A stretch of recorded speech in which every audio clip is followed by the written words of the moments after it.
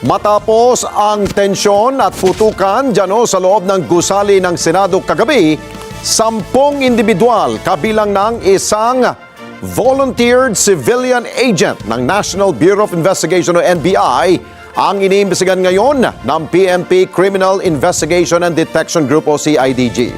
Ang paliwanag po ng PNP, lahat po ng anggulo ay kanilang sinisili para matukoy ang ugat ng sigalot sa loob ng gusali ng mataas na kapulungan ng Kongreso.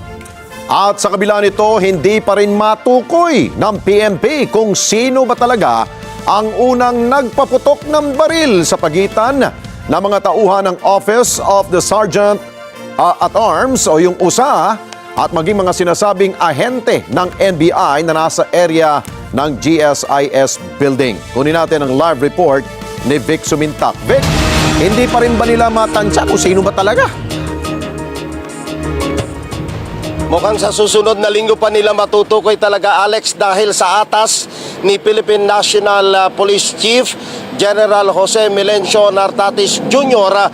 Magkasanib na nag-iimbestiga ang PNP Criminal Investigation and Detection Group o CIDG at ang Pasay Police Office sa ilalim din ng supervisyon ng Directorate for Investigation and Detective Management para matukoy talaga kung sino at kung ano talaga ang nangyari sa naganap na palitan ng putok sa loob mismo ng gusali ng Senado kagabi.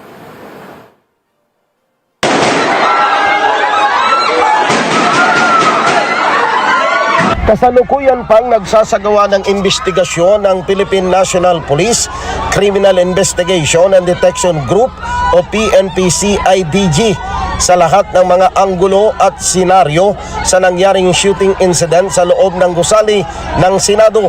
Sinabi ni PNP spokesperson, Police Brigadier General Randolph Tuanyo, na mayroon ng inaresto ang mga kagawad ng Police Security and Protection Group o PSPG na naka-assign sa Senado na nakitaan ng mga bala ng 5.56 caliber o M16 rifle at 9mm.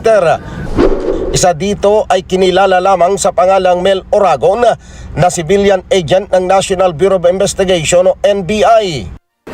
Ang initial po kasi report natin, hindi lang naman nag-iisa yung individual na nahuli.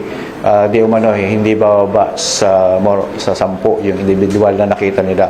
Kaya po tinitingnan nila kung ito bang mga more or less na nakita nila na 10 na individual na kasama ng individual, ito ba ay kasama doon sa mga nagpuputok o ito yung mga empleyado o dahil sa dami ng tao na nasa loob ng mga panahon na yun.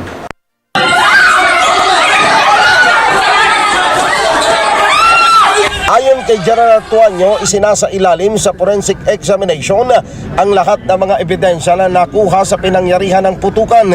Inihayag ni Tuanyo, hindi pa natutukoy ng PNP-CIDG kung sino talaga ang unang nagpaputok ng baril sa pagitan ng Office of the Sergeant at Arms ng Senado o OSAA at mga sinasabing ahente ng National Bureau of Investigation o NBI na nasa area ng GSIS building. Niliwanag ni General Tuanyo na sa susunod na linggo pa makapagpapalabas ng report ang CIDG sa ginagawang investigasyon.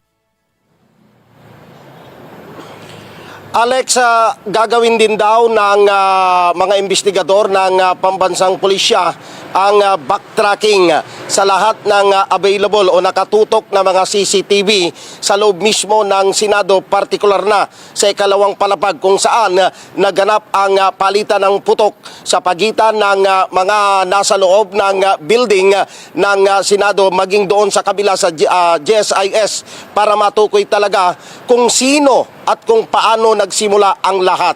Balik sa inyo, Alex. Vic Sumintak, maraming salamat sa iyo.